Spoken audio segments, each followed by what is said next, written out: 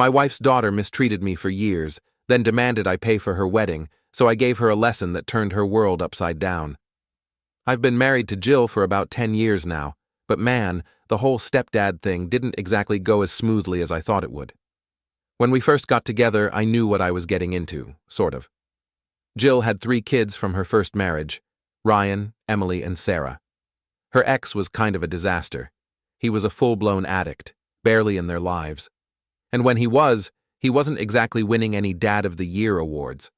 I didn't think stepping into their lives would be a walk in the park. But I figured with time, I'd bond with all 3 of them. Boy, was I wrong. Ryan and Emily were pretty cool with me from the start. I didn't expect them to jump into my arms and start calling me Dad right away or anything, but we got along well enough. I'd help them with their schoolwork, take them out for ice cream a few times, just normal stuff to build a relationship. We had a decent connection, and things were pretty good. But Sarah? Nope. From day one, she made it very clear she wasn't on board with this whole new guy in Mom's life situation. She was about 13 when I first met her, and let me tell you, that age is brutal. Everything I did annoyed her. If I tried to be nice, she'd roll her eyes or make some sarcastic comment. If I tried to give her space, she'd make it seem like I was ignoring her on purpose. It was a lose-lose situation from the start. The thing is, I tried. I really did. Jill would talk to her, try to explain that I wasn't there to replace her dad, that I just wanted to be part of the family, but Sarah wasn't having it. She always threw in my face that her dad was the best, and that I was just some jerk. It became her favorite line anytime I tried to talk to her. Honestly, I get it. Her dad may not have been a great guy, but he was still her dad. Kids will always put their parents on a pedestal, even if the reality is far from perfect. But still, every time she said it, it cut deep. I wasn't trying to take her dad's place. I just wanted to be someone she could count on. But nope. I was just the jerk trying to swoop in and ruin her life. I figured things would eventually get better, though. Like maybe after some time she'd warm up to me, right? I mean, people change, they grow. But things took a hard left when her dad passed away. Now I wasn't really living with Jill and the kids yet, but I was around a lot. I saw firsthand how Sarah's world pretty much shattered when she got the news. Her dad might have been a mess, but he was still her dad. Losing him hit her like a truck, and whatever dislike she had for me before it multiplied by 1,000. After that, she didn't just resent me at that point, she actively hated me. It was like she blamed me for everything that had gone wrong in her life. And trust me, it wasn't just some typical teenage angst. She really, really hated me. Jill did her best to help Sarah. She got her into therapy, tried to be there for her as much as possible, but honestly, I don't think it made much of a difference. Sarah would barely talk to me, and when she did, it was nothing but insults or these nasty passive-aggressive comments. She was constantly comparing me to her dad, even though he wasn't exactly a shining example of fatherhood. She'd go on and on about how I was just a wannabe and how her dad would have done everything better. It was exhausting. I remember one night we were all having dinner, and I asked her something simple like, "How was school today?" Just trying to make conversation. She glared at me across the table, took a bite of her food, and just goes, "Why do you care? My real dad wouldn't bother pretending like you do." The whole table went silent. Jill shot her that look. The one moms give when their kids are about to cross a line. But Sarah didn't care. She just kept eating, like nothing had happened. I didn't know what to say, so I just sat there, feeling like a complete idiot. How do you even respond to that? Over time, I tried backing off, thinking maybe if I gave her space, she'd come around. But the more I pulled back, the more she acted like I didn't exist. The only time she'd acknowledge me was to remind me that I wasn't her dad. She never missed a chance to make me feel like an outsider in my own family. And let me tell you, it wasn't just affecting me. Ryan and Emily were stuck in the middle of this whole mess. They liked me, and we got along well, but every time Sarah threw one of her tantrums, it would make things awkward for everyone. There were nights where Ryan and Emily would ask to stay over at my place just to get away from all the drama with their sister. I never wanted it to be like this. Then came the big one, Sarah telling Jill she'd run away if we got married. Yeah, that happened. Jill and I had been dating for a couple of years at this point, and things were getting serious. I wanted to move forward, to actually build a life together, but Sarah saw she wasn't having it. She told her mom flat out that if we got married, she'd pack her stuff and leave. Jill was torn. She didn't want to lose her daughter, but she also didn't want to keep putting her life on hold because of Sarah's attitude. We talked about it a lot, and eventually, we made the decision to hold off on getting married for a while. Maybe Sarah just needed more time to come around. Maybe she'd mellow out as she got older. Spoiler alert, she didn't. But at that moment, we just put everything on pause, hoping things would settle down. In the meantime, Ryan and Emily started spending more and more time at my place, and honestly, we got closer because of it. They didn't want to deal with Sarah's constant outbursts, and I didn't blame them. It wasn't just the typical sibling stuff. She was outright mean to them too, especially after they started warming up to me. It was a rough time for all of us, but somehow we made it work. So, after that whole, "I'm going to run away if you get married" thing with Sarah, Jill and I decided to take a step back. We put our wedding plans on hold, thinking maybe with some time, things would calm down. Honestly, I wasn't holding my breath, but, I wanted to believe there was a chance Sarah would eventually get over it. Spoiler, she didn't. A couple of years passed, and Jill and I kept doing the whole dating but not married thing. It was frustrating, but we didn't want to push too hard with Sarah still throwing these emotional grenades every time we tried to talk about moving forward. In the meantime, Ryan and Emily were staying at my place more and more. It was becoming their second home, or maybe their first, really. We'd play video games, watch movies, and just hang out. It was a lot more peaceful than being at home, where Sarah was constantly on edge. And then one day, Jill and I sat down and talked. Really talked, like, what are we doing? Kind of talk. We were tired of putting our life on hold for Sarah. It felt like we'd been dancing around her mood swings for years. Ryan and Emily were already living at my place half the time anyway, and they were pushing us to just get married already. Even Jill was starting to feel like she was walking on eggshells in her own house. So we made a decision. We were going to get married, whether Sarah liked it or not. I remember that conversation with Jill so clearly. We were sitting on the couch, and she was just exhausted. "I love my daughter," she said, "but I can't keep living like this. She's holding our entire family hostage with her anger." She wasn't wrong, and I was done trying to tiptoe around Sarah's feelings, especially when she didn't care about anyone else's. So we set a date. We didn't make a big deal out of it, didn't throw some huge engagement party or anything like that. We just quietly told the kids that we were getting married. Ryan and Emily were thrilled. They were old enough to understand that Sarah's behavior wasn't normal, and they were actually excited to see their mom happy again. But Sarah? When she found out, it was like World War III erupted in our house. She went ballistic. I'm not even exaggerating. The minute Jill told her, she started screaming about how we were betraying her dad, how we were trying to erase him and replace him with me. And yeah, she threw the usual insults at me, calling me a jerk, telling me I'd never be her dad. But this time, it was worse. This time, she took it out on Ryan and Emily too. I'll never forget the day she destroyed Ryan's room. Jill had just told her about the wedding, and a few hours later, I hear this crash from upstairs. I run up there, and Sarah's in Ryan's room, throwing stuff around like a tornado. She knocked over his gaming console, ripped posters off the wall, and even smashed a picture frame that had a photo of me, Ryan, and Emily from one of our camping trips, all because she thought her siblings were betraying their dad by being happy for us. Ryan was devastated. He came home and found his room trashed, and all he could do was stand there, staring at the mess. He didn't say anything, but I could see it in his face he was done with Sarah. He tried to be understanding, tried to be patient, but this was too far. I helped him clean up, but the damage was done. That night, he and Emily both came to me and said they wanted to move in with me full-time. They were tired of the constant drama with Sarah. They didn't want to feel guilty for being happy or for having a relationship with me. Jill was heartbroken, but she understood. She knew Sarah was pushing everyone away, and she couldn't keep pretending everything was okay. So Ryan and Emily officially moved in with me, and it was like a weight was lifted off their shoulders. They didn't have to deal with Sarah's outbursts every day, and we finally started to feel like a real family. Of course, Sarah wasn't done with her antics. After Ryan and Emily moved out, she became even more distant.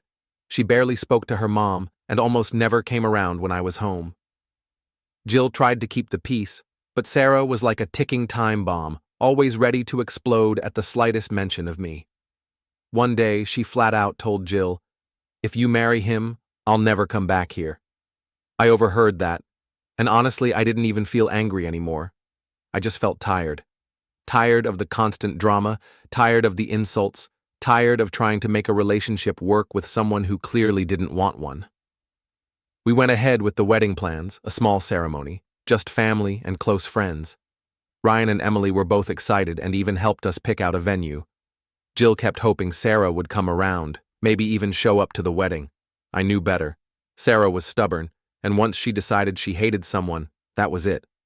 There was no changing her mind. The day of the wedding came, and sure enough, Sarah didn't show up. Jill was upset, but she didn't let it ruin the day. It was actually a beautiful ceremony, simple, nothing fancy, but it felt right. It was the first time in a long time that I felt like we could move forward without the constant cloud of Sarah's anger hanging over us.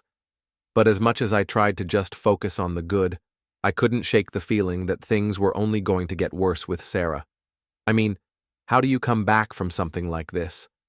She hadn't just refused to come to the wedding, she'd cut herself off from the entire family. Ryan and Emily barely spoke to her anymore, and Jill was at her wit's end, not knowing how to fix things. A few days after the wedding, I got a text from Sarah. It was short and to the point, "You ruined everything. I hope you're happy," and that was it. No explanation, no follow-up, just pure unfiltered bitterness. I didn't respond. What could I even say at this point? Ryan and Emily tried reaching out to her a few times, but every time they did, she'd throw some snide comment about how they'd sold out by accepting me into their lives. Eventually, they stopped trying. There's only so many times you can be told you're a traitor before you just stop caring. So that's where we were. Jill and I were finally married, Ryan and Emily were living with us full-time, and Sarah, well, Sarah was pretty much gone, at least emotionally. She had her own life now, and we weren't a part of it. But little did I know, this was just the beginning of the real drama with Sarah. Because while we thought things had settled down after the wedding, Sarah wasn't done with us yet. Not by a long shot. After the wedding, things with Sarah got even worse, if that was even possible. Like I mentioned before, she didn't come to the ceremony, and while Jill was heartbroken about that, we both tried to move forward. I mean, we were married now, and Ryan and Emily were fully on board, living with us, and honestly, life was good in a lot of ways. But Sarah? She went full radio silence. At first, I thought maybe she just needed time to cool off. I figured she'd be mad for a while. But eventually, she'd come around. I didn't expect her to suddenly want a relationship with me, but at least talk to her mom right. But weeks went by, and she didn't say a word to Jill. Not even a simple congratulations or anything. It was like we didn't exist. Jill was torn up about it. She tried calling, texting, even showing up at Sarah's place, but Sarah wouldn't answer the door. It was painful to watch Jill go through that, knowing there wasn't really anything I could do to fix it. Sarah had made her choice, and she wasn't interested in being part of our lives anymore. Ryan and Emily weren't surprised. In fact, they were kind of over it at that point. Sarah's behavior had been so toxic for so long that they just stopped caring. I mean, don't get me wrong. They still loved their sister, but they weren't going to keep reaching out if all she did was throw their support for me in their faces. It was exhausting for everyone. Then, out of nowhere, about 6 months after the wedding, Sarah reaches out to me. Not Jill, me. I'll be honest, I was shocked. I hadn't heard from her directly in what felt like forever, so when I saw her name pop up on my phone, I was like, what now? I wasn't exactly expecting a friendly chat, so I opened the text, and guess what? She's not texting to make amends. Nope, she's asking me if I'm going to pay for her wedding. Let that sink in for a second.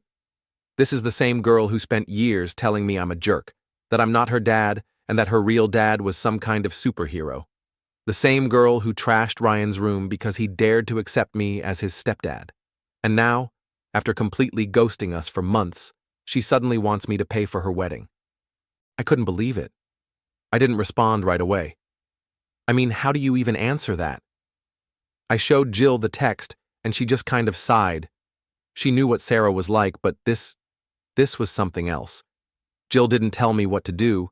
She left it up to me, but I could tell she wasn't exactly thrilled with the idea of me paying for Sarah's wedding. After thinking it over for a bit, I decided to call Sarah.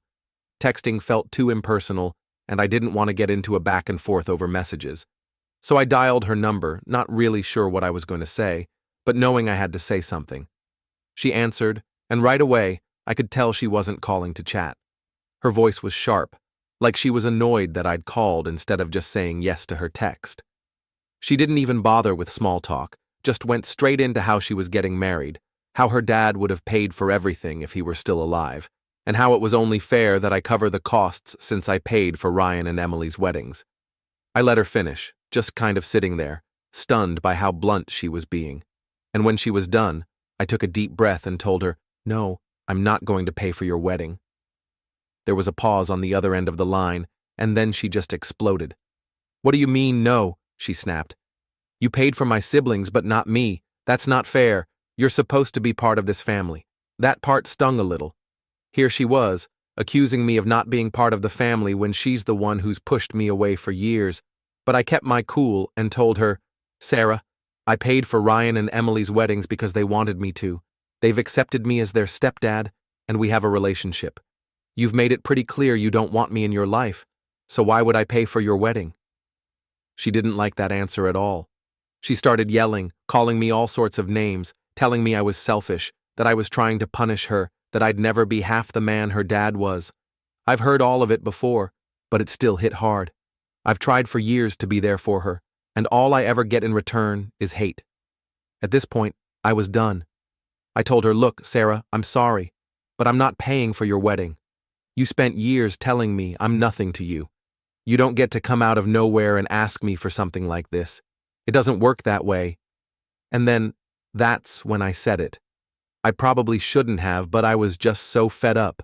I said, "If you want your wedding paid for, why don't you ask your real dad?" There was silence on the other end of the line, dead silence, and then she hung up. I stood there, staring at my phone, feeling this mix of guilt and relief. I knew I'd gone too far. I knew mentioning her dad like that was a low blow, but at the same time, I was just done trying to please someone who clearly didn't want anything to do with me unless it involved money, done being the bad guy in a story I never asked to be a part of. I told Jill what happened, and she didn't say much. She just nodded like she understood, but I could tell she was worried. Worried about what this meant for her relationship with Sarah. Worried that things would never get better, and maybe they wouldn't. Maybe that was just the way things were now. After that, I didn't hear from Sarah again for a long time. She didn't reach out, didn't try to fix things, and honestly, I didn't either. I figured we'd both said all we needed to say. I'd crossed a line, sure, but I wasn't about to apologize for finally standing up for myself after years of being treated like garbage. Still, it weighed on me. I wasn't proud of what I said, but I also knew it had to be said. I wasn't going to let her keep using me as her emotional punching bag, not anymore. So, yeah, that's how the whole wedding payment thing went down. It wasn't pretty, and it definitely didn't end the way I'd hoped. But at least I said what I needed to say. Maybe now she'd finally realize that you can't just treat people like crap and expect them to give you whatever you want. But who knows? With Sarah, it's always something. So, after the whole wedding payment blow-up with Sarah, things went quiet for a while. And by quiet, I mean dead silent. I didn't hear from her, and honestly, I wasn't expecting to. Jill was still trying to process the whole situation, but she didn't push me to reach out or apologize. She understood that what I said, while harsh, had been building up for years. I mean, anyone would have snapped at that point, right? Anyway, life went on. Ryan and Emily were living with us, and it was good. Peaceful, no drama. I think they were both relieved that Sarah wasn't around to stir things up anymore. We'd talk about her from time to time, but not much. It's like everyone just decided that this was the way it was going to be, and we all moved on. But of course, that peace didn't last. It was probably about 2 or 3 months after the whole "ask your real dad" incident that I got a call from Ryan. He was out with some friends, and guess who he ran into? Sarah. Apparently, she'd been avoiding all of us, but she'd been keeping in touch with a few of her old friends from high school, and one of them was part of Ryan's group. Awkward, right? Ryan said the whole thing was weird. Sarah didn't talk to him much, but she did make a point of letting everyone know how terrible I was for refusing to pay for her wedding, like she was still angry about it. But what made it worse was that she started twisting the story to make me look even worse than I already did. According to her, I didn't just refuse to pay. I laughed in her face and told her she didn't deserve a wedding at all. Ryan knew that was nonsense. He was mad for a while, but not at her. More like mad at the situation. He told me he wasn't even surprised that she'd try to play the victim card in front of her friends. He said she was acting all hurt and betrayed, like I had personally destroyed her dream wedding or something. Classic Sarah move, right? Play the victim, shift the blame, make it all about her. That night, Ryan came home and filled me and Jill in on what happened. Jill didn't say much, just listened. I could tell she was hurt by what Sarah was doing, but, again, she wasn't surprised. At this point, none of us were, but then things took a turn I wasn't really expecting. A few days after Ryan's run-in with Sarah, I get a call from a number I don't recognize. I normally don't answer unknown numbers, but something told me I should pick up, so I do, and it's Sarah. Now, I haven't spoken to Sarah since that whole wedding argument, so I wasn't sure how this was going to go. At first, I thought maybe she was calling to apologize or at least try to patch things up. But no, it was nothing like that. The second I answered, she went right into it. "You really think you can just say whatever you want to me and get away with it?" she snapped. I was caught off guard, obviously. I tried to stay calm and asked her what she was talking about, and that's when she unloaded. She started accusing me of turning Ryan and Emily against her, saying that I was the reason the family was falling apart. She even blamed me for her mom and her not talking much anymore. Apparently, I was responsible for all of it. I couldn't even get a word in, she just kept going, saying how I've ruined everything, how I've always tried to replace her dad, and how she can't believe her mom chose to marry someone like me. It was like years of pent-up resentment were coming out all at once. And the worst part? She honestly believed every word she was saying. When she finally stopped, I tried to explain that I wasn't trying to replace her dad, that I never wanted to come between her and her mom or her siblings. But she didn't care. She wasn't listening.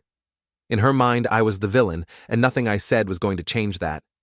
So I just told her, "Look, Sarah, I'm sorry things turned out this way, but you've made it clear you don't want me in your life. I'm not going to keep fighting with you about this. If you ever want to talk, I'm here, but I'm done with this back and forth." And then she said something that stuck with me. She said, "You've never been part of this family, and you never will be. You're just some guy my mom married." That one hurt.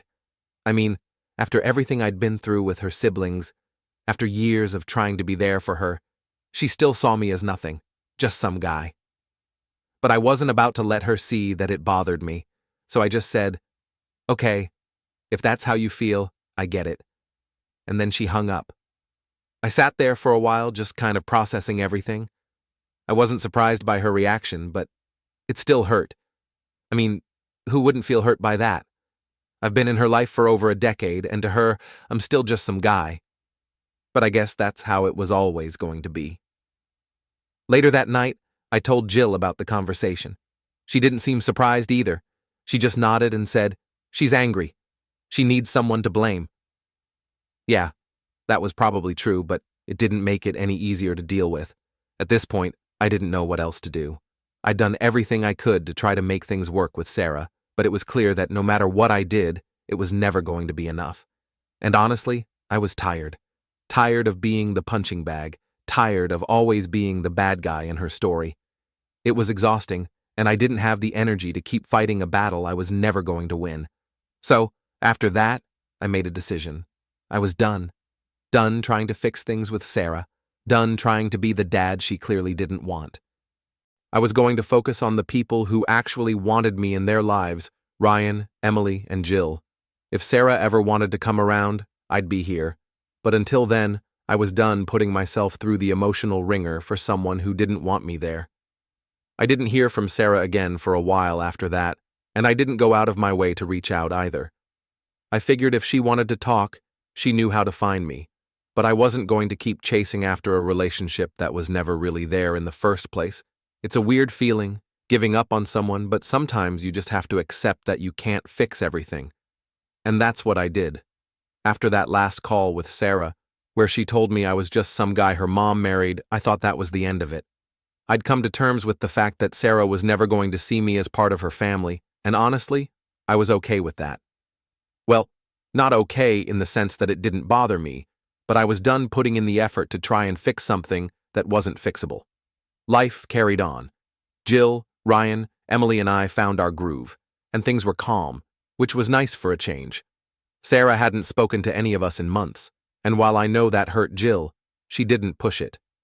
I think she was starting to realize, like I did, that maybe Sarah needed time, or maybe she'd never come around. Either way, we couldn't keep putting our lives on pause for her anymore. But just when I thought things had settled down, Sarah came back into the picture again, not in a good way. It was a Saturday afternoon, I remember, because we'd been having a lazy day just hanging out at home. Then the doorbell rang. Jill got up to answer it, and I could hear voices at the door, but nothing too alarming. Then Jill walked into the living room, and she had this look on her face, like she didn't know whether to be angry or upset. "Sarah's here," she said.